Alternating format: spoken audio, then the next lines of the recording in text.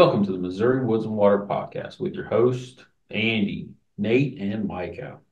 What's up, boys? How's it going, fellas? I'm ready to go murder some dogs. Coyotes, to be specific. Tis the season. Is the season. It's I'm the getting best antsy. season. I'd say before Christmas. That's my favorite season. We're recording this the Tuesday before we go down to Urick and go do our second annual Missouri Disabled Sportsman Coyote Hunt, which is now being threatened by weather. So See hopefully what that doesn't happens to that. happen. Yeah. But so by the time this comes out, we will have either had a really cool weekend or a really shitty weekend when it comes to that. But Either anyways. either way, I'm going hunt Friday. Right. For Yeah, sure. Mike is like, if we don't get to go, you want to go out Friday night? I'm like, obviously. Yeah, that's why not. So, um, today's show, speaking of coyotes, the man himself, Jon Collins with FoxPro, is on our show.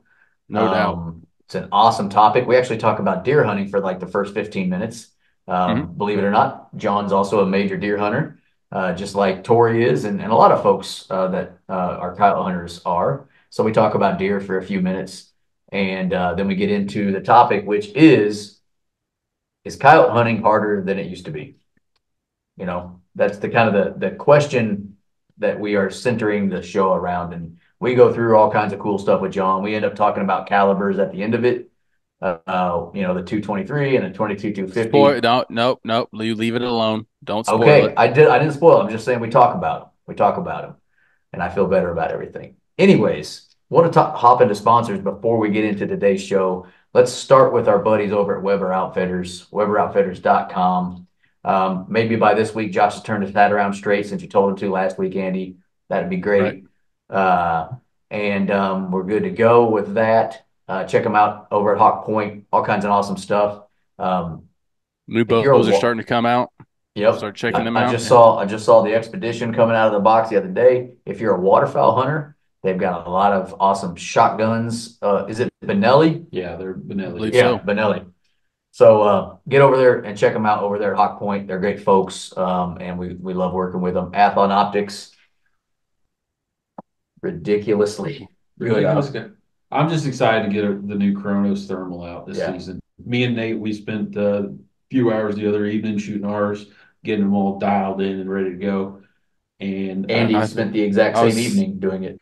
the Yeah. only As soon as I thing, got done, Nate texted me, "Hey, we're gonna go dial in our thermals." Like, God I dang! I did. just walked inside with mine. So I hope I'm ready to go. We'll see.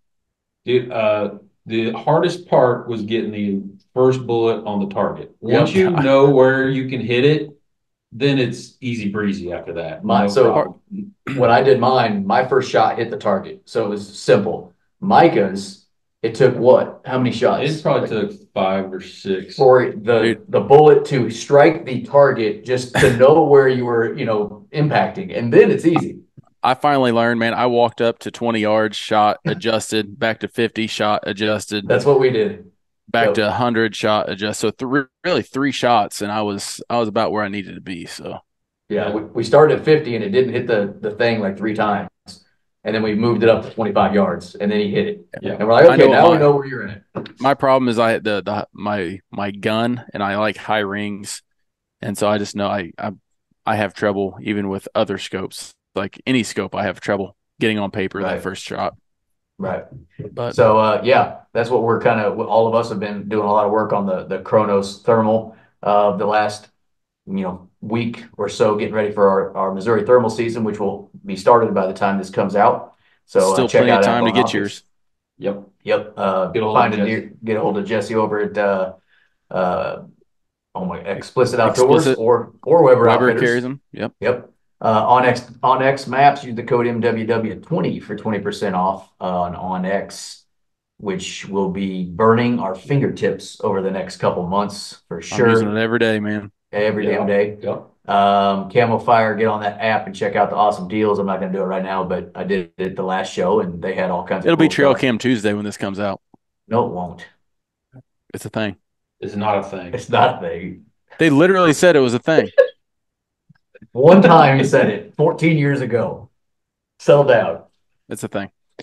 Anyway, Huntworth yeah. gear. Upward here. Oh Use wait, code sorry. MWW15. You're fine.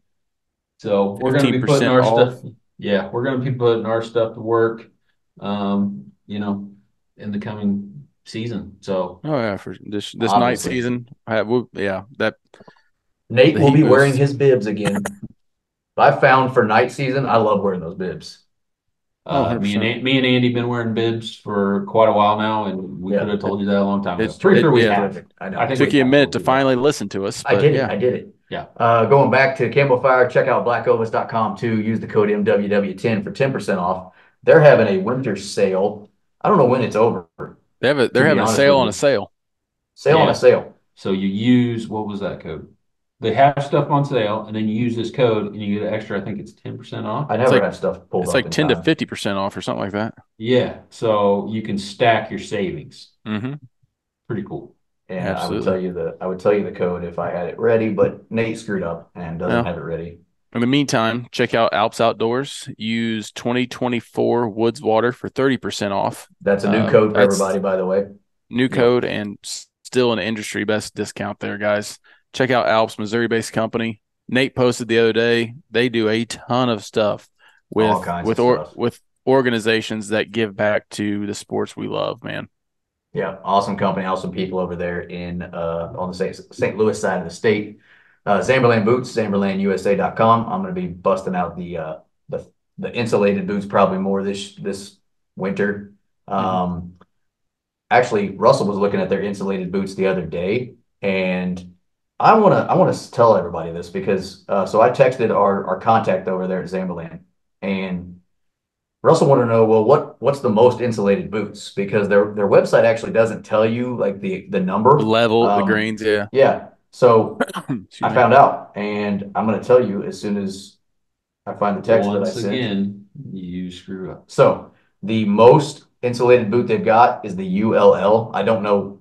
I'm just going off the text that I read from her. Then the Polar Hunter, then the new Sawtooth, and then the Hunter Pro. Okay. So they're warmest boots, the ULL, and they're not the warmest insulated one, I guess, would be the Hunter Pro. Probably still Gotcha. very insulated. Yeah. But I have the Mastodons, which are no longer produced. And I don't know what it is, but my feet do okay. I mean, I always have cold feet, and they do a lot better in those than they do in regular boots. So check them out. ZaberlandUSA.com. Reveal cameras by Tacticam. I'm actually going to probably go pull all my cameras here very soon. Yeah, I've kind of left mine out for a while. Mhm. Their batteries are starting to die out. So, I need Yeah. to, I've mine's got telling me I some. need to go shed hunting because I'm seeing some deer with some nubbins up there. So, Yeah, I've seen a handful. They're mostly smaller bucks, but yeah, I've definitely seen a few nubs out yep. there. Yeah, so check out our friends over at Reveal Cameras by Tacticam. Awesome cameras there. Habitat Works. Dustin Williams, the man himself, up there Me, in northern Missouri somewhere, just we're gonna say Joe. cutting trees Hey, down, Joe. starting fires. You know what? I think Dustin might be higher up. That's Oh, why he got into 100%. this. I think he's just a Yeah. manly man. He's You know, he he's a does real manly man. things. He cuts down trees. He's burning crap all the time. Yep. You can He's a call them and find man. out 816-752-7390. Yep. 15% And you off notice when you any call and you service. get actually I think he's offering free consultations right now. Yeah. That is So correct. that's a huge savings, by the way, just getting That that. is correct. That's our sponsors for today's show. That's all. It took me a second. I'm just so excited to talk with Jon. That's what I am. So let's get into the show with Jon Collins with FoxPro. Let's do it. This is the Missouri Woods and Water podcast. Okay, with us today, we've got a friend of the show, returning guest. It's been too long, but we got our friend Jon Collins on the show with us today. Jon, what's up, buddy? Not much, guys. How are you all doing? Doing pretty good, Doing considering. good. Yeah, we don't get to hunt coyotes all the time like you lucky son of a gun get to. So we're just sitting here working our 9 to 5s, waiting for the opportunity to get after them. Well, Yep. I know you guys want to talk about coyotes, but tell me about them two big old bucks y'all got hanging on the wall there. Them Oh, Missouri those bucks. Them babies. We them had babies. Yeah, we those are we good had babies. those custom made for Nate to make himself feel better. They're not actual real deer.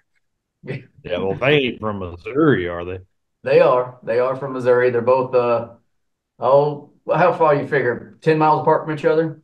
Probably. They're If they're yeah, 10 miles the crow yeah. flies.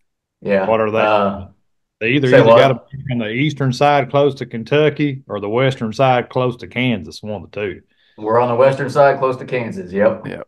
We're not Yep. far from Kansas City, so we got some. We're not North Missouri, but we're also We're, definitely not Southern Missouri. So Yeah, they say like north of I-70, pretty much. That's like, real target area for people whenever they're talking about Missouri deer. And Right. we're right on I-70, so we're right in the mix of it. yeah. Gotcha. But neither of these were from this year. Andy and Micah both killed some good ones this year. My son killed a good one for him. It's his first good buck, our first buck. So we Nice. all had a good year. We all had a good yeah, year. Good. What about you? John, I didn't really pay attention. Do you get after the deer much? Did you have a decent year? you knocked down a good one, didn't you? I thought so. Kill one here in Kentucky. I actually usually do quite a bit of deer hunting. Usually hunt 2 or 3 different states. I did hunt 2 different states this year. Hunted here at home and had a tag in Ohio as well. But I never drew my bow back in Ohio. Hunted quite a bit up there. But yeah, I killed. I can't remember. It was either Halloween week or first week in November. It was rut time. It's when I try to get after them. I'm not much on that early season stuff. I like for the deer start, the bucks be running a little bit. I like calling stuff in. So, I like trying to rattle and grunt. So that's what's going on. And plus, the reason we hunt Ohio quite a bit, in Ohio, it's legal to use electronic calls for deer hunting in Ohio. So we actually take the FoxPros up there and try to call deer. We got a lot of people don't know this, but we got a pretty decent sound library for deer. I mean, actually more than decent. You can call deer in quite frequently with them, and I caught a lot of deer in Ohio this past November, but just nothing I wanted to shoot. Passed up on some decent bucks, but Yeah. yeah, I think last season, not this season we just got out of, but the season before, killed a buck here at home, went up to Ohio, called a buck in up there, killed a nice, I'm sorry if it's beeping, guys. You're I'll get good. 100 messages Don't tonight. worry about it. Um, Killed a nice buck in Ohio, like 140 some inch buck in Ohio. And then I went down to Texas, and Texas is the same way. In Texas, it's legal to use electronic calls for deer hunting. We called a nice buck in Texas and got it down. So yeah, I do quite a bit of deer hunting. I like deer hunt. All I right, can only imagine how. Oh, go ahead, Micah. well, I got two questions. One, do you know how many states allow for the electronic calling of deer? I don't know. It's a little less than 50%. hmm Hmm. A little less than half the country you're allowed to do it in. Actually, there's a lot of states that people don't realize. Like we'll post something about it, and they'll be like, "Oh, you can't do that here where I live." Well, guess what? You're wrong. Right. Sure can. Well, Times it's we not, hear it's, from states that you can do it in. yeah, it's not something talked about really. We should probably do that sometime, just talk about the electric or Yep. calling in Yeah. deer or whatnot. Well, And my I other question was, Yeah. doesn't Kentucky have the early season velvet hunt? Yeah, comes Yeah. in See first Saturday of September. that would make me want to get out in that early season portion. I know you said you didn't really care for the early season stuff, but that would make me want to get out there. I'd love to have a full velvet, big old buck on the wall. It's a neat season. I used to hunt it quite a bit, and if I had just an absolute hammer of a buck that was yeah. consistent, I would probably still hunt it. And there's been times I have had a really nice buck and just didn't choose to hunt them during that time because I do like that rut time frame. That's my favorite time to deer hunt. And I don't know. I mean, I'm not saying I wouldn't go this coming season and hunt the first Saturday of September and try to tag one. It just all has to do with what deer I have at the time. Right. Got to exactly. Yeah. be a deer for me wanting to hunt that early season. But hey, there's a 180 wants to come through here. I'll put our September to see we'll November, right? You know what? That's what I love about we did a show. We actually did the first ever show where Tori came on a podcast and did not talk about coyotes. We talked about deer hunting. Yeah. We were talking to Tori after he came on. Oh, the time before that, I don't remember how we got to deer, and he's like, "Man, I can't get enough of it. I'm in the woods every single day Yep. from this time to this time." And we're like, "Seriously?" He's like, "Nobody knows Yeah. it because I own a call company. I have coyotes where I don't own the coyotes, but they're doing Right. that sort of stuff." And he goes, but I absolutely love deer hunting. So we had him on the show maybe a month or two later to tell a story of a deer hunt. And, it's the same thing. I mean, people probably don't associate Jon Collins with whitetails, but that's just Yeah, because you're such a good coyote hunter too. and that's what in that I'm similar with Tori in that aspect. I love deer hunting. There's several things like that when it comes up to just your general hunting type stuff. A lot of people don't know. Like how I actually got started in the hunting industry wasn't through coyotes. It was through turkey hunting. It was Really? through turkey hunting. A lot of people don't know that. They just assume it was coyotes, but I actually got my start through turkey hunting. And another thing a lot of people don't realize is I actually used to host a couple shows for Kentucky Department of Fish and Wildlife, the actual state agency. And it was not coyotes, it was turkey and deer. We did two shows. We did one, it was called Strutting in the Bluegrass, where we would go and film the first 7 days of Kentucky's turkey season. We would film hunts that morning, quit right before lunch, grab a bite to eat real quick, and get back here and get on the computers and start editing. And we would release that show that evening. The first 7 days of the Oh, season, and it was tough, but it was a that's pretty blast cool. doing it. Huh.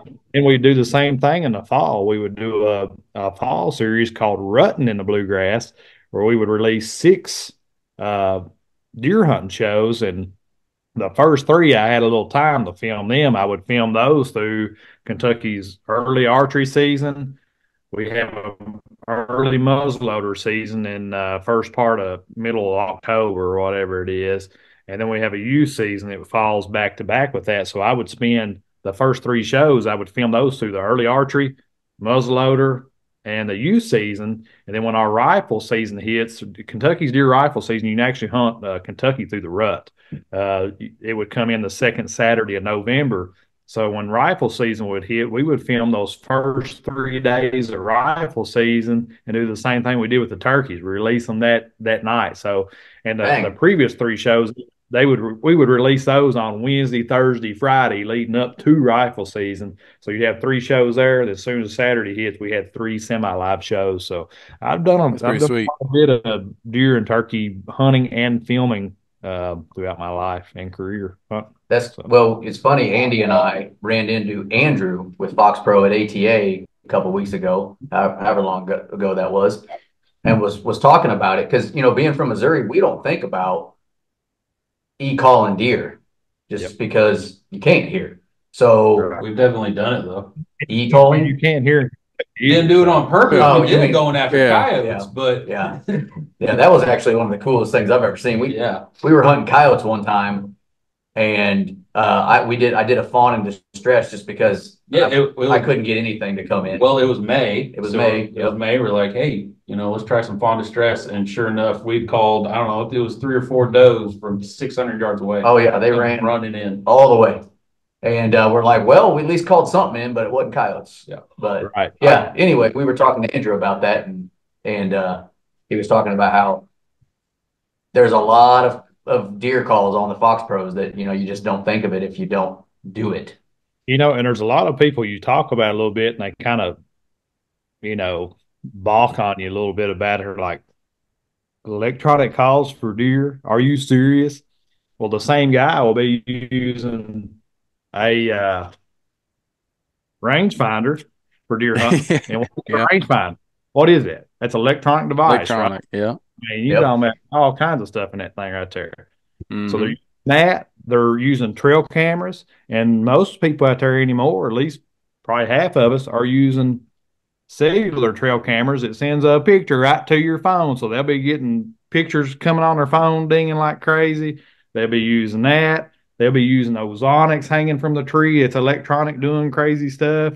And Well, now you have some of those Garmin sites that are, I mean, Garmin it's site- on the site itself, and yeah. exactly. Then those same guys will be like, ha, electronic calls for deer. Yeah, way to go, Daniel Boone. Well, guess what?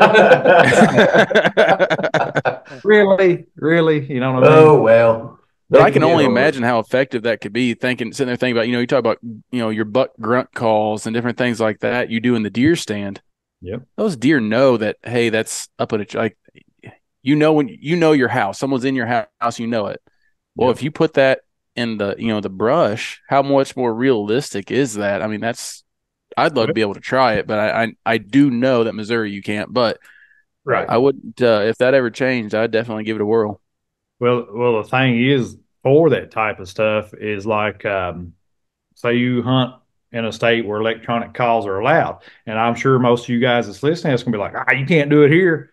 Check your reg book. You might be surprised. You might be able to do it in your Yeah. state. So check it out, and it's a total legit thing. Don't think you're the biggest thing is one thing, safety.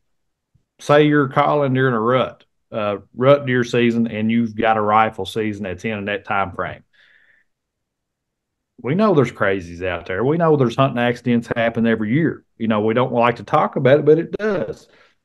And if you got the sound away from you, that's going to help you out on the safety side. But the other thing is just like you guys. You guys are coyote hunters. You know what it's like for a coyote to try to work the wind on a e-call or a hand call. They're going to try to work to the downwind side. Same thing for deer. Anybody that's ever rattled up a buck or grunted up a buck, what do? They'll come to the downwind side, so you can actually set your FoxPro out and position Upwind of you. it to have a deer come right in there.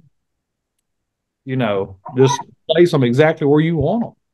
That would be nice. That would It's be cool nice. stuff. It's cool stuff, and it will hurt. That would be neat to see. Well, you think about That'd when we're grunting or we're doing whatever, we're trying to throw that sound so that it doesn't sound like it's coming right from you, but there's not much you can do about it.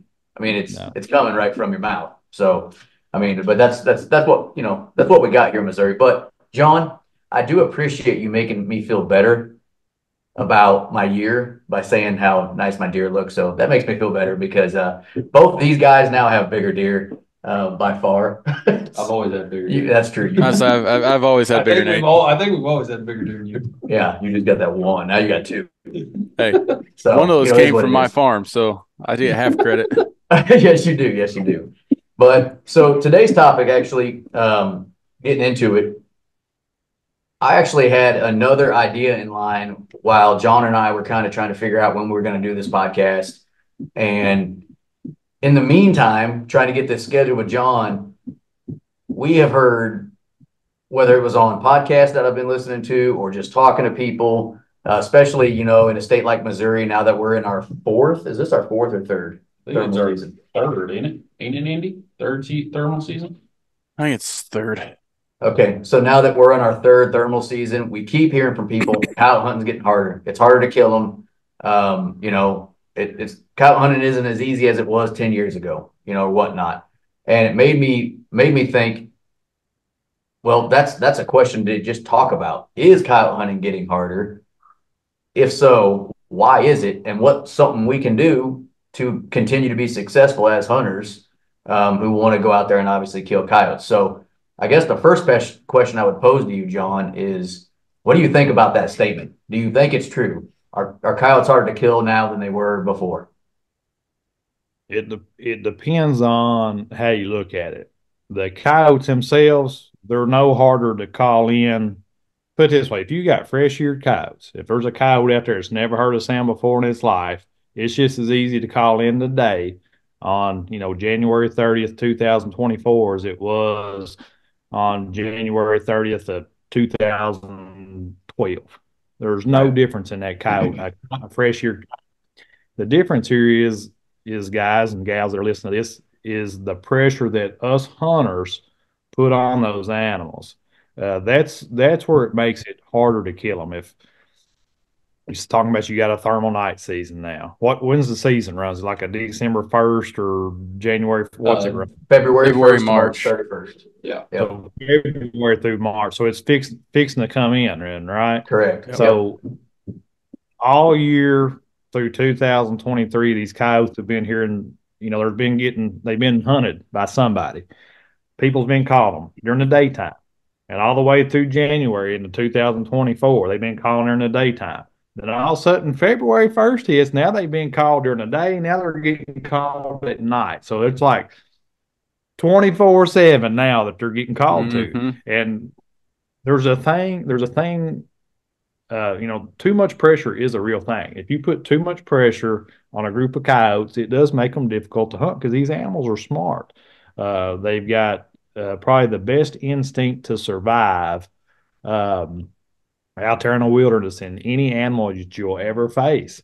And they learn Hmm. from every encounter that they have with other animals, with hunters. They learn from them every day. Anybody that's got dogs as pets knows how smart a canine can be. Well, you throw in, there's a blue heeler laying on a couch over here. It ain't got much survival instinct out there in the wilderness, but that thing's smart. I mean, it does all kinds of crazy stuff that it's learned from us and learned from just being alive. But you take something like that and then throw in the instinctual stuff that it's got to do to survive, like a cow does every day. Um, it's just it's hard to tell people how they can pressure coyotes too much on pieces of property and really shut their hunting down, shut their calling Yeah. down, and it's a hard thing for people to accept. And so, I guess the short answer to this is no, coyotes really aren't harder to kill. The only coyotes that are harder to kill are the coyotes that us hunters have made harder to kill, if that makes Yeah. Yeah. sense. And that's the theory I was kind of thinking about the other day, and what I kind of thought was, it's not that coyotes, like you just said, coyotes aren't harder to kill. But what is happening, which is a good thing, cow hunting is becoming more popular than it was a decade ago, 2 decades ago.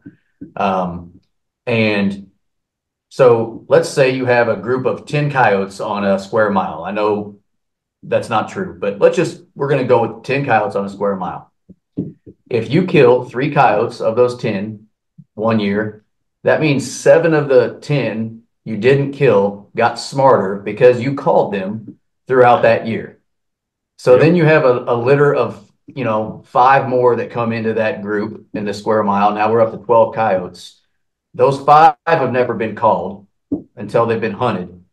Right. But, I've also heard, and coyotes share their knowledge with other coyotes. They communicate. So you call in a group of 4, and let's say of the group of 4, one of those is a new coyote, and the other 3 are coyotes that have been called before. So they come in. That first one's coming in like bad out of hell. He's ready to come in and do it. The other ones hang up, which causes him to pause and look back and go, "Why are y'all back there? What's going on here?" So even the coyote that hasn't been called is learning things from the ones that have been called. So in essence, at least my theory is, in essence, even the fresh ones are a little bit harder to kill because unless you get them all, they get smarter as a group. And All right. that's my I theory, at agree. Jon, least. do you agree There's with a that, or is Nate making shit up? I no, said theory. It's a theory. no, I totally agree. I mean, it's evolution. I mean, they can evolve, and certain groups of coyotes can evolve to. Uh, I don't even know how to put this. You hear people talk about certain sounds do not work anymore. They'll say, let's say pup distress number 3. I've heard that come up by certain people say pup distress number 3 just doesn't work in my area anymore. It used to, all I had to do if I want to go kill a coyote is go sit down somewhere and hit pup 3, and within a few minutes there was going to be a coyote show up. That don't happen no more. Well, guess what? Right here where I'm at, I can go out tomorrow morning and play pup 3 and kill a coyote. But some of the people I've heard say stuff like that, um, I believe them because I know what kind of hunters they are and what kind of coyote callers they are. I know how successful they can be and have been in the past. So when they tell me that coyotes in their area have stopped responding to a certain type of sound, that makes me think, why is that? The sound itself hasn't changed. The only thing that can change is the coyotes, right? There is something that has happened in that area where the coyotes have evolved to know not to come to that. And I'm just pulling a sound out. I'm just picking a sound. I've heard Right. that about several different sounds. So what it tells me is that those coyotes in that area have heard that sound too much. And that's the thing. It's if you ever come to one of my seminars, I have seminars next week actually in Harrisburg, Pennsylvania at the Great American Outdoor Show. the bulk of my seminar is talking about using different sounds and sequences throughout the year to make sure you're throwing fresh sounds out to your coyotes. So if you're somebody that's like, man, I always kill them with cagey cottontail's the only sound I'm ever going to run. Well, if you run cagey cottontail every single week from January through December on rotating the same properties just throughout the year, guess what? There's eventually going to come a time when cagey cottontail don't work for you no more. And that's just how it is. Either you burn your coyote's ears up to it too much. Now, hey, if you're killing every single coyote that ever hears that sound, you'll never run into that problem. But you cannot think that you're killing every single coyote that you're hearing your call. It just don't happen. Yeah. No, I agree. And Makes it's kind of sense. like conditioning deer. And you remember the dude we had on that talked about conditioning his deer when he would go out and feed him in the summer? Okay, Yeah, well, Blake when the Aaron. deer, yeah, Blake, when the deer would hear him driving his side by side, they knew it was time to eat. He'd dump a little mineral every time he drove the side by side in and just put a little Yep. bit out every time. Yep. Well, if every time a coyote hears cagey cottontail, a bullet's flying past its head, it's probably going to stop coming into it. It's the reverse of of that, Hey, or all they've whatnot. got to do, and it's not even that. All they got to do is circle downwind once Smell or you. twice and Hmm. smell you, and it's Yeah, over. And yeah, that's any sound. I'm just pulling sounds out of the air. Right. It can be any sound. It can be yeah, anything. It can be bow squeaks. It can be a certain howl. I mean, you can't think they're not smart enough to remember that type of stuff. yeah, I think a lot of it has to do with, and we touched on it before, is just the pressure. Um, with with a lot of these new hunters coming in, more than likely they don't have the ground that we've acquired over the years that we've been doing it. And me personally, I could burn up all my spots in a week, if not less. If I was hunting hard, I could hit all my spots really easy, and then I'd be done for the year. Yeah. Luckily I got friends that got ground and things like that. But when Andy. you got new people coming in and they want to get into this thing, coyote hunting, and they only got 3 spots they can go to, what's to stop them going every other week to try that? And they And go. then you're Yeah, just going to educate them more and more and more, and it's going to be harder for them to kill.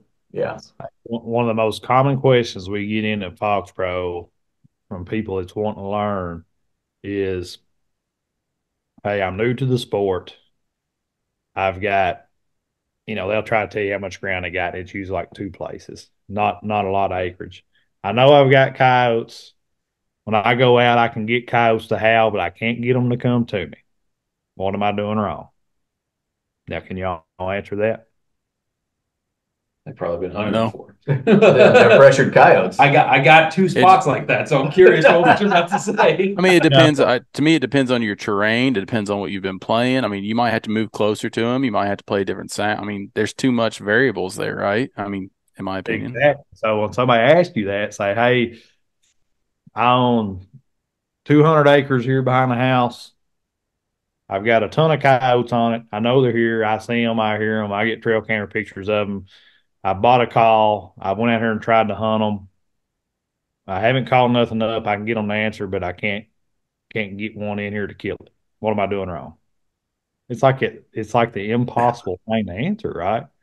Well, I don't Well, know I do if think you of an answer walk off in the there. top of my head. What's that? Tell me.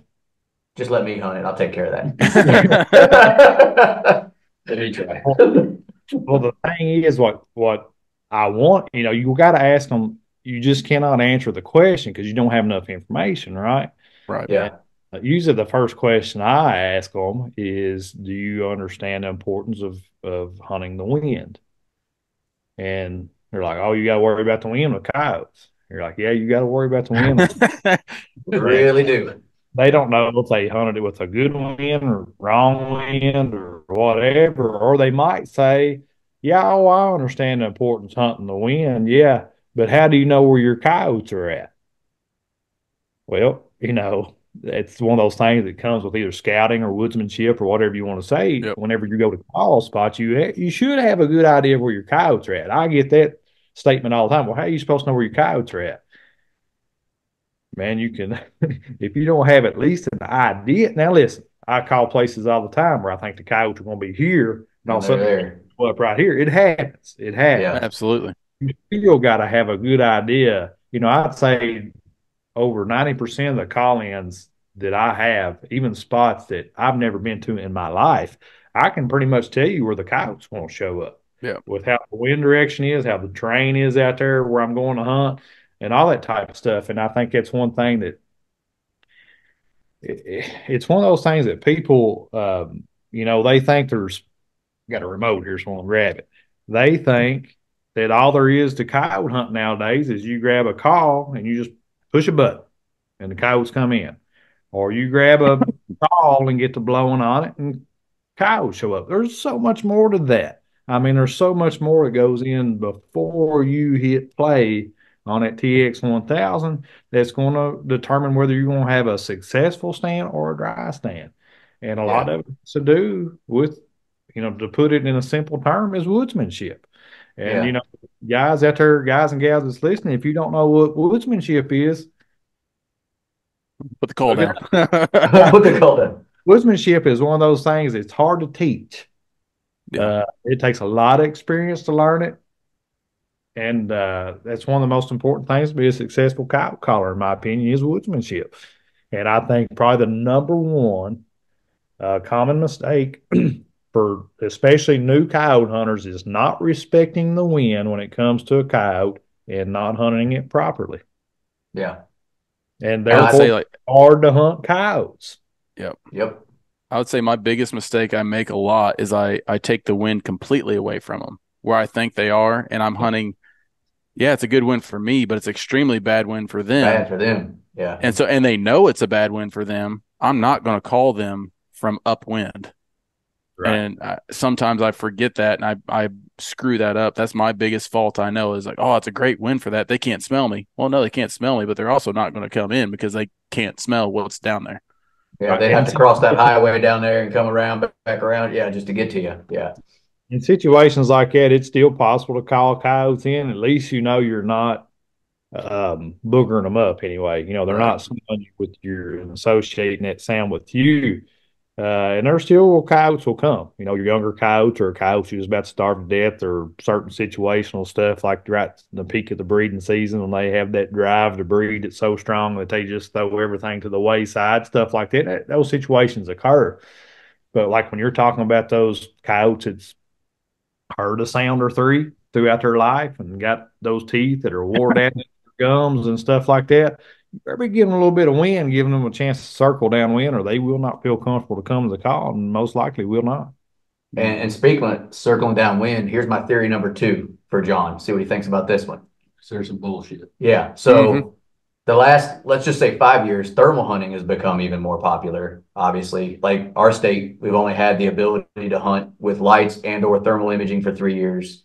Other states, it's been a little longer. Texas, I know, but it's become more popular. More accessible. More And we affordable, like more popular. more Yeah. affordable, and it's fun as hell. But the three of us talking to John right now, over our first 2 years of thermal hunting, have definitely realized that we are lazier hunters at night than we are during the day. Yeah. And what I mean by that is sometimes we don't worry about our downwind near as much because we think they're just going to come running where we think they're going to come running from. Sometimes we don't try to be as, I mean, we always try to get in the shadows, but we've all been on stands where we're like, well, this isn't perfect, but screw it, it's dark. We'll be right here. And that's just adding to the education. Like you don't think you called dogs in when in reality you actually did, and they circled downwind of you and took off, and you never knew they were there. And then you go back there a month later during the day and wonder why you can't see dogs. Well, that's because you were a little lazy at nighttime. And I think we've all been there with the nighttime stuff. So,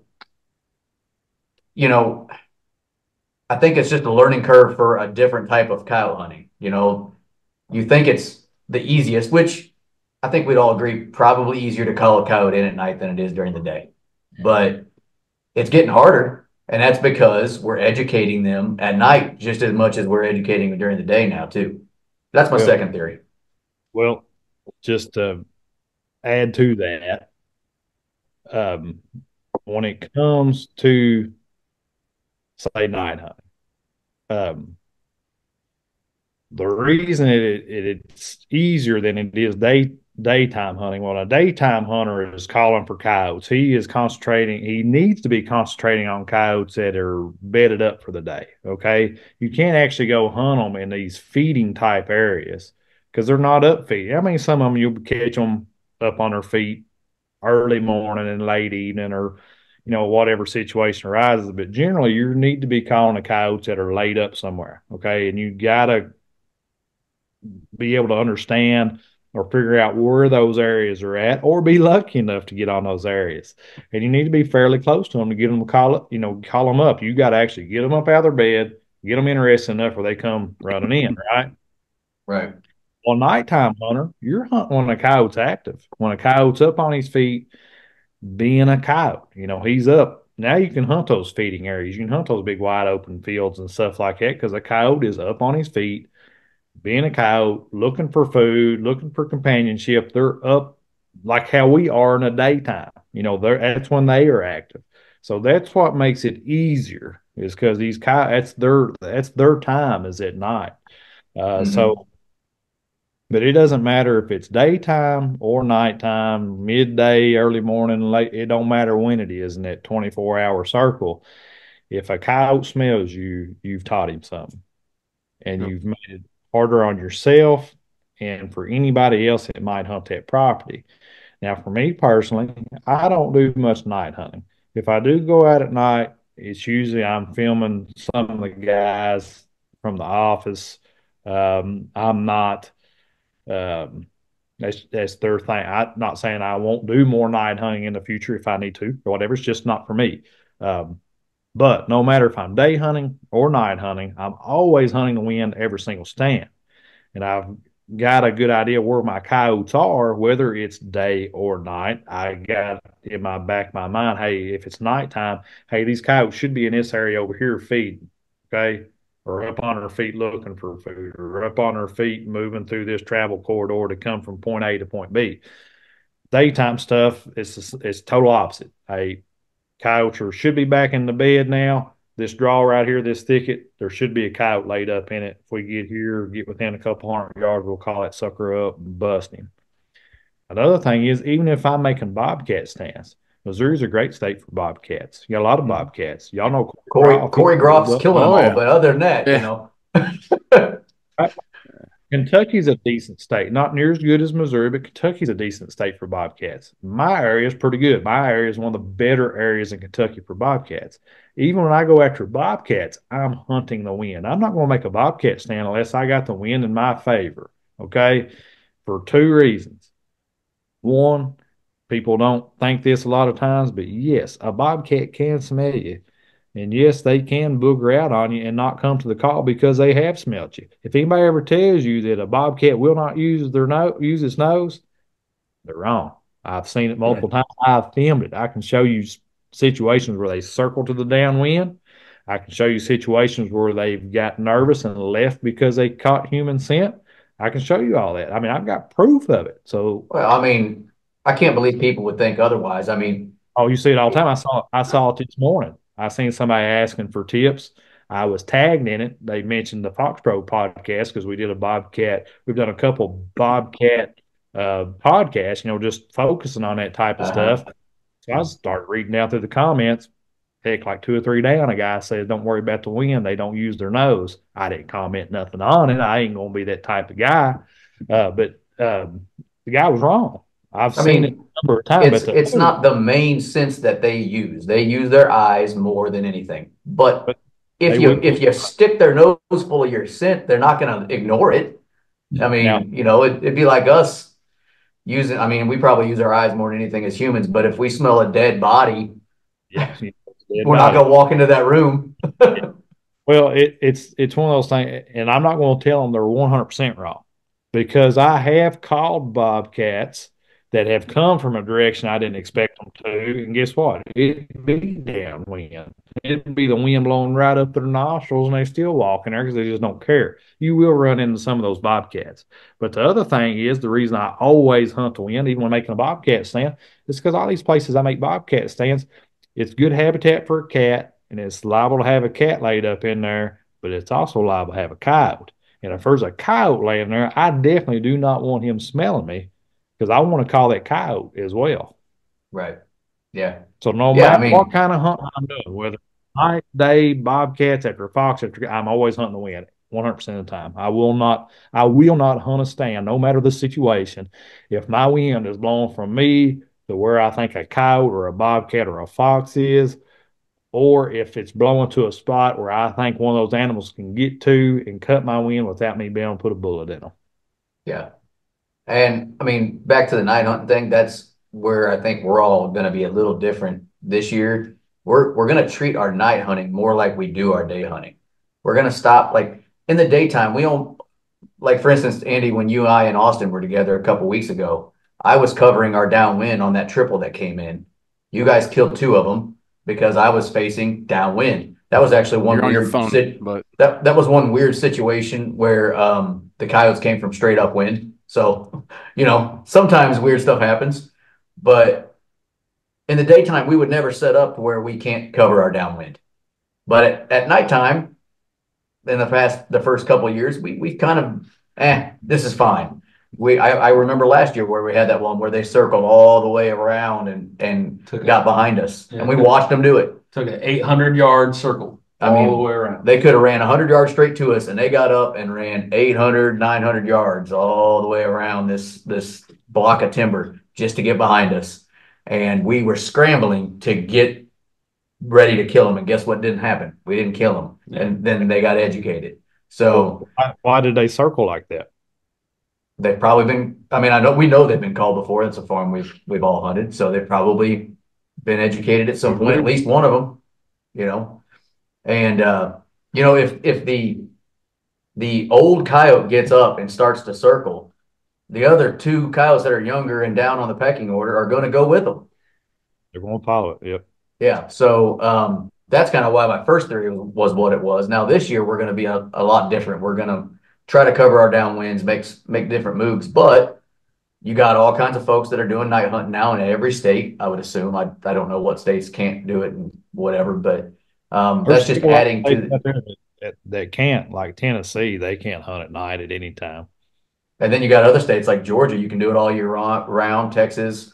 So it just depends. But and then the other thing is you got neighbors. I mean, Andy, us, we won't go hunt one of our spots if it's not a good day for it. If the wind is wrong, if it doesn't seem like it's conducive to call a coyote, we won't go hunt it. But that doesn't mean the two farms on each side, people aren't calling it every 3 days. And you're wondering, why the hell can I not get coyotes in? Well, it might not have anything to do with you. It might have to do with the surrounding, farms and folks that are hunting. That's the truth. I mean, you can't, with how popular the sport has become, you can't just think that you're the only person that might be calling a particular piece of property. I mean, it takes those special scenarios where you get granted sole permission and nobody else is hunting. And that's not saying even if you do have sole permission, that don't mean that somebody's sneaking in. And forbid that, but it happens. It happens. So I mean, you can't just go also. I don't want to hunt this. I know what's being killed and I know what's being called to.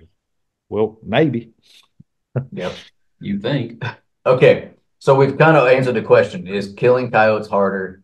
Well, it depends, but sort of. If we were talking, if the three of us lived in Southwest Kansas, where we're the only 4 coyote hunters in the entire area, maybe it would be different. Maybe it isn't harder to kill coyotes there. But where you're at and where we're at least, we know it is. So the answer is basically kind of yes, right? It is. It might be harder to kill coyotes. So what can someone do? What can someone do to continue to be effective? What are some steps that you might think would be good for them to take? Well, number one is do things right. I mean, just like you just mentioned, said, you all get lazy sometimes at night and you don't pay as much attention to the wind. Well, guess what? That's number one thing you can do to help yourself out is always hunt to win. I mean, like I said earlier, that's the number one mistake I think hunters make, especially new hunters. So that's number one right there. And I think it pretty much just sums it all up. Just try to do everything right. Use your woodsmanship. We brought that term up as well. Do everything right and make your stands count. Have smart setups, make smart stands, whether it be wind direction, how you set your call out, what your sounds and sequences that you're using at that time. Make sure you're doing it exactly right every single time. And when I say exactly right, that's a broad term when it comes to coyote hunting because there's many right ways to call in a coyote, right? There's also many wrong ways to mess a coyote stand up. So just try to, at the best of your knowledge, try to make good, smart setups, make good stands, and try to make them count. The more you can do that, the more successful you'll be, and the less heartache you'll have in the future. Um, and you got to kind of work. If you know other hunters in your area, hey, there's nothing says you can't kind of work together. Hey, let somebody know. Hey, I know we share this piece of property down here on this McGuffey place. Just want to let you know we was in there the other night, killed 3 coyotes, and called a fourth one in, but the thing got downwind on us, got out of there. And let them know what sounds you use. I mean, you know what I mean? There's nothing says you Mhm. can't work together and be and you know make all of you more successful.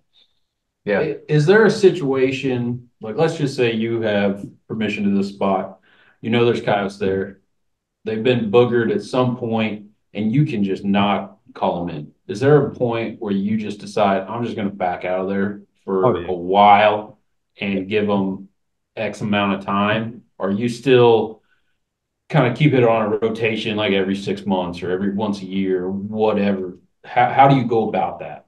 If I get into those situations where I either know I messed up on coyotes, say if it's a spot that one of the spots is I mess up on coyotes all the time, guys. So I ain't gonna try to act like I don't. I make coyotes call shot every single year. Um, just happens. Everybody's gonna do it.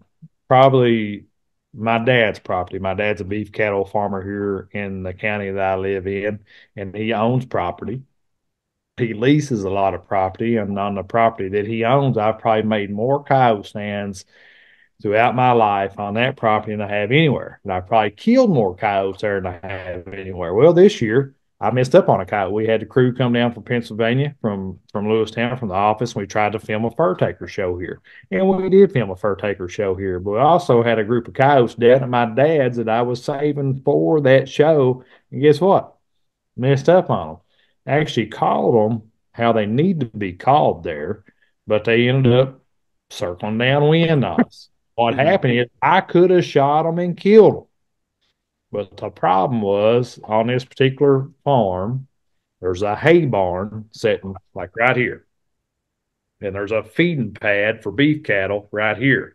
Well, there's only like 40 some head was on that feeding pad. The coyote, we got a left right crosswind. Here comes the coyote. Guess where he ends up? Right in between me and 40 some head of cattle. Yeah. I ain't taking that shot. Could I kill the coyote? Yes. Could I also Could you put have a bought a half a beef? Yeah. You could have bought a couple. yeah, could I also put a VMAX in the back end of a $1,300 steer? Right. Yeah. You know what my dad Irvin would have done if I'd have done that? And plus, it's Yeah. just not a shot. So anyway, I made those coyotes call shy. Yeah. So I make coyotes call shy all the time. So I mean, it's just. But the thing is, Hey, I that makes know me I feel ain't gonna be. better. I went back in there just a couple days ago. I said, you know what? I called them coyotes to rat.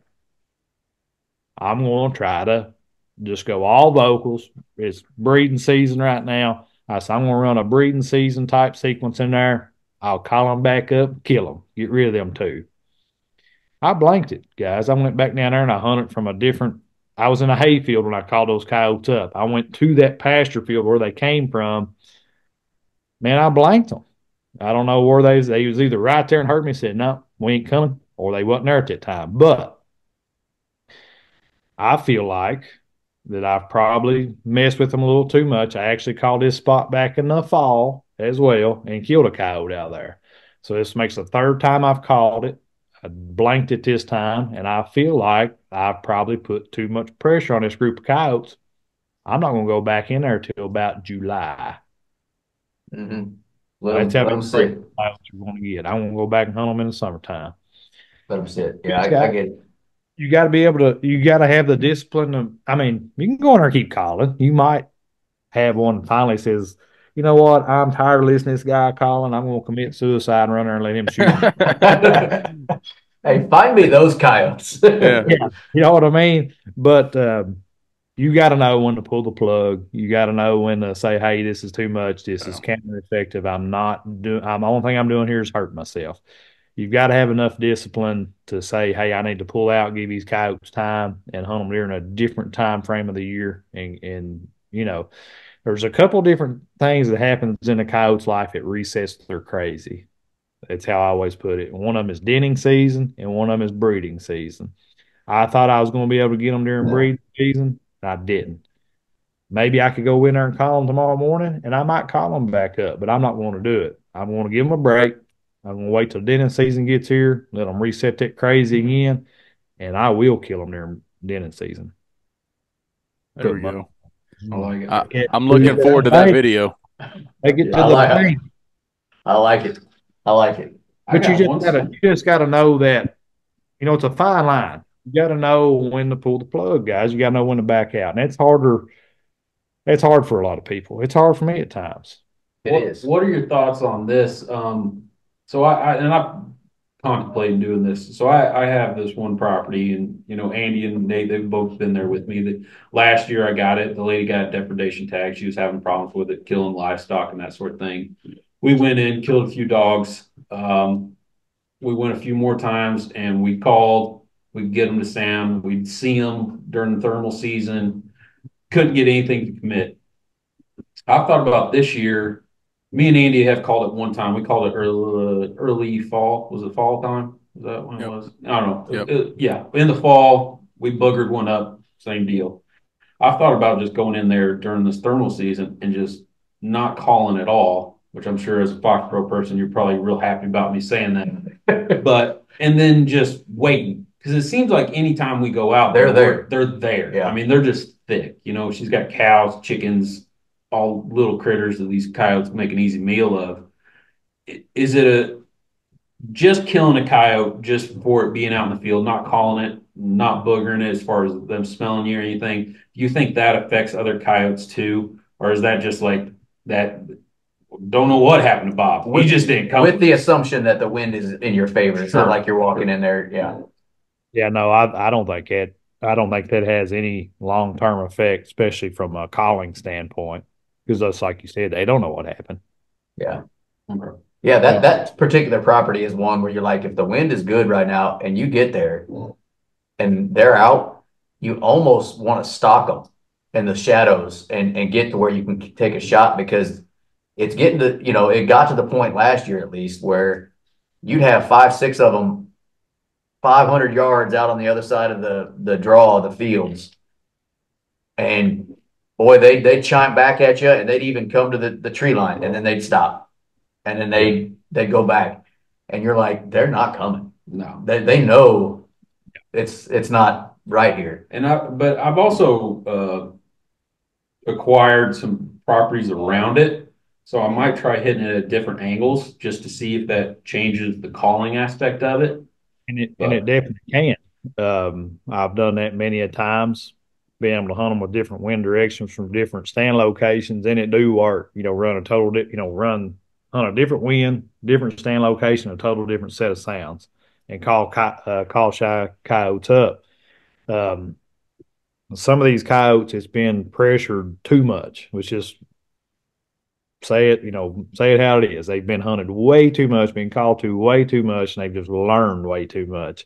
The best thing to happen for those coyotes, the best thing to happen for you to those coyotes, them suckers die.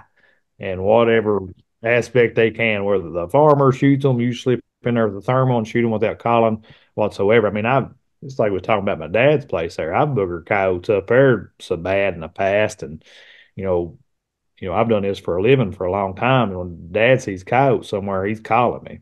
He'll say, "Hey, there's coyotes down here, certain pasture field on certain farm." And there's been times when I call him back or he leaves me a message or I answer and he's telling me about it. I said, "Talking about down there at your place?" And he's like, "Yeah, it's a reddish looking coyote." And he's like, "Oh, yeah." I said, "If you got to Shoot shoot that, kill it." If it. I want that coyote gone, because I mean, I know that I've boogered that coyote up so bad that I can't kill it. It's kind of It like happens. that doe that always stomps at you as soon as she comes in the field. She's like, it looks up at your stand instantly. That one's got to go. Hey, I had that same situation deer hunting this year. The night that I actually killed the buck, it was in the corner of a soybean field, and every single evening I hunted it. This was a spot I only hunted in the evening. There would be a doe and two yearlings come out. Well, that doe got to know I was there. She could, she was knew I wasn't. I mean, she was smart enough, knew I wasn't going to shoot her, but she kept an eye on me. And Yep. when that buck come out that night, she was staring a hole right through me. And I'm talking about like it would take me like to move this much. It'd take me like 5 minutes. Me just just doing stuff like that. But she was just ready to blow me out. She knew I was there. Now the Yeah. 2 years in that buck I shot didn't have a clue, but they learn, man. I mean, animals. To be, as simple as a lot of animals are, they can be intelligent in certain ways, and especially coyotes. Their drive to not die is a pretty good drive. I mean, Yeah, that's what their goal is every day, is to not die, and then maybe do some sexing, here at different times of the year. That's their goal. Eat, don't die, right? And they're yep. pretty good at it. So, we thought it was a great topic just because you hear it all the time, and I mean, we experience it. I mean, it just depends. You'll have days where you're like, oh my gosh, Kyle hunting sucks, man. This is no fun. And then you have those days where you're just like, boy, we saw 15 dogs today. It was terrific. Um, Sometimes you gotta look at it a different way, and uh, pressure is not going to go away. The sport of coyote hunting, luckily, is becoming more popular. It's a good thing. And it ain't going to go away. So we have to adapt as, like you said, woodsmen, outdoorsmen, and figure out how to kill them a different way. And I got to figure that out too, because it's been. I mean, our thermal season hunt, it starts soon, and we're going to approach that so different than we did in years prior. Not that we were hunting like idiots before, but we push the envelope a lot more at night than we would have any time during the day on a certain set. And Right. so I think we just need to approach it more like it's daytime. And if this isn't right here, we just don't go. We go to another place. And Right. I think that'll help us in our spots particularly. But I think okay, I got another question before we go though. sure. 22 250 still your favorite? Oh yeah, I've shot more coyotes with a 22 250. It's just like we filmed this fur taker episode. I've got all kinds of different stuff, and when it comes right down to it, like when I film the fur takers, when we do the fur taker stuff, it's serious. I mean, it's game on. We block out days. We're flying cameramen in, and you got 2.5 days to make something happen. Yep. When we do a fur taker show, we have a minimum of 4 successful stands on a show. Okay, minimum. Not one of these Mhm. just call a coyote out 3 seconds, you shoot him, kill him, make a show. We don't do that. So there's pressure on, and the caliber I choose to take when the pressure's on, I'll take the 22 250 because I got the utmost confidence in it. You know, Okay. Love it. All right. three here, I have. There's a lot of stuff I have confidence in, but when I know when it's time to make hay, when it's time to make stuff happen, I've got so much confidence in a 22 250 what I shoot, the ammo I shoot through it, the whole setup. I know that I'm going to be killing coyotes on film. I mean, You kind of, I live yeah, on. you Well, kind of stole my thunder there. What I was going to do oh, is did be I? like, now I'm going to give you an X24. I'm going to give you your gun, which I know is a 22 250, and I'm going to drop you on an island, and you got to Oh, kill a coyote, you've right? heard that before, ain't you? I've heard this Yeah. before, but I was going to say, what grain bullet are you putting in that 22 250? It what I like to shoot. See, I can give whole lessons on 22 250s. The very first coyote I ever killed was with a 22 250. It was an old Ruger #1. If anybody knows what a Ruger #1 is, that's a single shot rifle. Well, when the 22 250s came out, the most predominant rifle twist they put in was a 1 in 14. That's a really, Mm-hmm. anybody knows anything barrel twist, look all that stuff up. That 1 in 14 is a very slow twist. Low. Yeah. And what that's designed for is your lighter bullets. Okay. I've never really been a fan of these 1 in 12s and 1 in 14 twist 22 250s. Okay. So That surprises me, really. not all 22 250s are created equal. I'm a fan of 1 in 8s, 1 in 9s, and 1 in 10s. Okay. What that What's your does, favorite of all of those? um, I don't know what it is. I don't know if I had bad luck out of the 1 in 9. I've had two custom rifles built. Both custom rifles had one built in a 1 in 8 and one out of a 1 in 9. I love the 1 in 8. 1 in 8 killed coyote. Both shot lights out. Okay. And I experimented with several different bullets, different bullet weights, different bullet types, just trying to find that magic potion, so to speak. I could shoot 1 in 8. I could shoot 55 grain bullets, 60, 62, 69s, and 75s, and it just milk coyotes with whatever I fed it. The 1 in 9 wasn't that way. I'd have spinners, I'd have runners. I wasn't losing coyotes, I was killing them, but they would go. They would run Mm-hmm. 10 Right. Well, I've got a Ruger American over here. It's a 1 in 10. I can shoot 50s and 55s out of that 1 in 10, and it just stone cold chills them. I really like the 1 in 8s and 1 in 10s. Why I've had bad luck out of the 1 in 9, I don't know. I don't know if I just didn't find. See, if you study up on this stuff, you'll see that, that's different RPMs for every one of them with bullets you shoot. Mm-hmm. Get into all the BC talk and Mm-hmm. all that stuff. We ain't gonna get into that. We ain't got enough time on this podcast. I just But thought of our next show with John, though. Yeah. man, we could talk about it. We could really fill it up. But I like those faster twist 22 250s. I still like a 1 in 9 more than I do a 1 in 12 and 1 in 14. Hmm. 1 8s, 1 9s, 1 10s.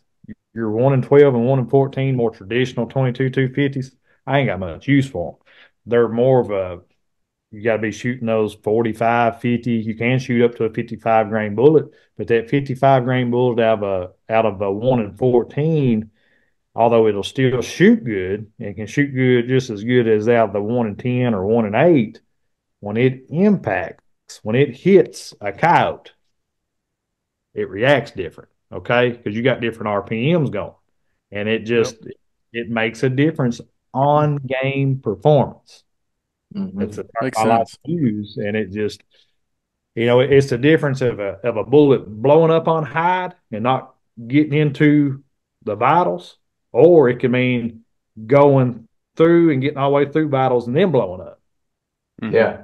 Make sense to you? And Oh, and yeah. for a lot of coyote hunters, like us three, I don't know how you are, but the guns we now shoot, all learning through our years of becoming better coyote hunters and all that stuff, I prefer to shoot landing gear. So if you're shooting a bullet at landing gear and it's splashing outside of getting through, well, I ain't doing much good. Goodbye. There he goes. You have a setup to punch through that and drop them right where they're at instead of them spinning and taking off for 30 yards. Yeah, they might die, but you want them right there on the spot. No And matter no matter knowing what those things is important. no matter what caliber you shoot, no matter what it is, you got to have that formula of that caliber, twist rate, and bullet. Whether it's bullet weight, bullet design, everything goes into effect. Because, like I said, you can go one way or the other, and it could go from difference between blowing up on hide, going through muscle, and getting in the vitals and blowing up, or going all the way through past vitals, then blowing up. Guess which one's going to do the most damage, drop you most coyotes? It's going to be the one that comes through the hide, through the muscle, then blows up right there in the pump station. Mm-hmm. That's what's dropping you coyotes. Mm-hmm. Yeah. And I've just got that formula that works good for Call it me. the old milk jug. Yeah. Yep. Yeah. And I went through that whole thing with Yep. the 243. I've done that deal with the 6 creeds. I know what bullets work for me. I see guys talk about, oh, I like this 70 grain, whatever, out of this 243 with this whatever twist. I'm like, and dude, I had bad luck at that. know, You're an you know, idiot. I just, the same thing. I've shot. I've shot it. I've shot 17 Remingtons. I mean, when I say I shot a 17 Remington, I'm talking about killed a few hundred coyotes with a 17 Remington. I've shot a 204 Ruger. When I say I shot it, again, not just a dozen coyotes, a couple hundred, 300 coyotes with it. 223, same thing. 22, 250, it's, I don't know how many coyotes I've killed.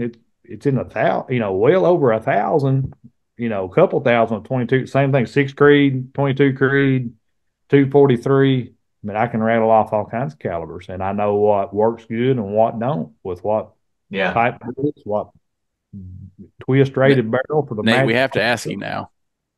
Well, we got to ask him. We have to ask him. I put Corey on the spot last night on his live video. Oh gosh. Outside of the 17, and maybe you can include the 17. Everybody always asks, "What's your favorite caliber? What's your least favorite caliber?" Outside, no 20. We're not talking 22 long rifle. We're talking about an actual, high caliber rifle. Yeah. Probably if you're excluding rim fires, and you guys listen to the Fox podcast, y'all know I've went on rants about rim fires. Yep. If it's probably going to surprise people because I know this caliber can be good, and I know some other people that's based their careers off this caliber. I know there's been some big time tournaments it's won with this caliber, but the caliber that I've had the least luck with or the most trouble out of is a 223. I've actually had more runners. I have been, what's that? Vindicated. Vindication. Day. I'll never down anybody. I'll never down anybody for using a 223. I've killed a lot of coyotes 223, but me personally, I've had more coyotes get away with me from me with a 223 more than with a 17 Remington, which is minimal, and more than with the 204 Ruger. And the 223 should be better than both of those calibers. And I know that they can be, but just me personally, that's the caliber I've had the most trouble out of.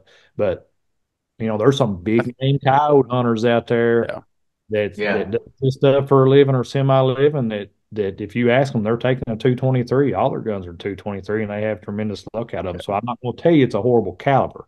No. Never tell you that. It's just me personally. I have no use for one. I don't care if I ever own another one.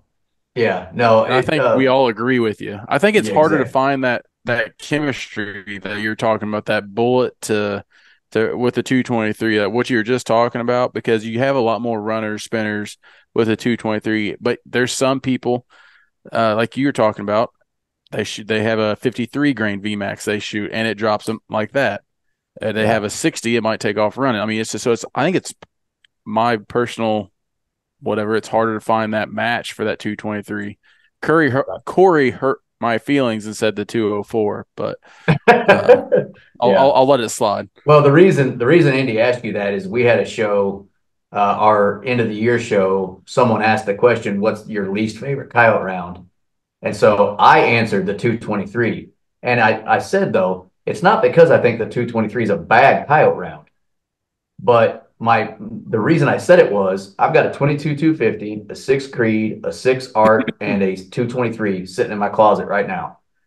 If Jon Collins called me and said, "Hey, I need you to come out here with me. We got to kill some coyotes. We got to get them down." I'm going to walk into that closet, and that 223 is the last one I would grab out of that closet. Yeah. Out of those 4.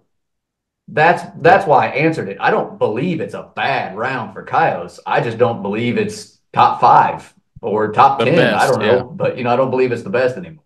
That's why I said it. Well, it's just like y'all referred to asking me about the caliber stuff, and you was asking about if I dropped you off on an island and you got to take your X-24 and all that. That's how that come about, was some of these crazy things some people say about calibers, and you're like, if your life depended on you killing a coyote, I mean, like seriously, like somebody, one of these crazy situations where you get kidnapped and holding your family ransom and all that stuff. Well, it'd be a 50 BMG then. Yeah. Well, I mean, I'm serious. It's like, hey, Right. if you're going to kill, you've got to kill you get one bullet. You've got to kill a called in coyote. What caliber are you going to trust your life with? And if you say one of these minimal deals where that there's a chance that that animal could get away from you, you want to be slapped. I mean, why? Why? And Yeah. not to be too rough on you, but a 204 is one of those the coyotes can, dude. You can be that much too far one direction, Right. and it could be a difference in coyote or running off. I know. I know. But with a different type caliber, you can be that much off in either direction, and it's still stone cold dead right there where you shot it at. Yeah. In Andy's defense, Very true. he no longer Hey, really uses it. I've shot two different 204s. I've had two of them, and I shot all kinds of different factory ammo, and I even reloaded for both of them. So I know about the 204. Yeah. And in your defense, Andy, you don't really use that I thing believe it. anymore. I don't remember the last time I've seen you No, hunting with it, but it wouldn't be my first out of the closet, but I do like it. Hey, I can tell you something about the 50 BMG too. Do y'all know who Gage Bohannon is? yep. Gage Bohannon, one of the best coyote hunters in Kentucky. Well, if you don't know who he is, guys, there are people listening on Yep. here. Look, Gage Bohannon on Facebook and Instagram. Great guy, excellent coyote hunter, big time deer hunter too. I think year before last he killed like a 193-inch whitetail with his bow or something like that. Anyway, he's actually killed a coyote with 50 BMG.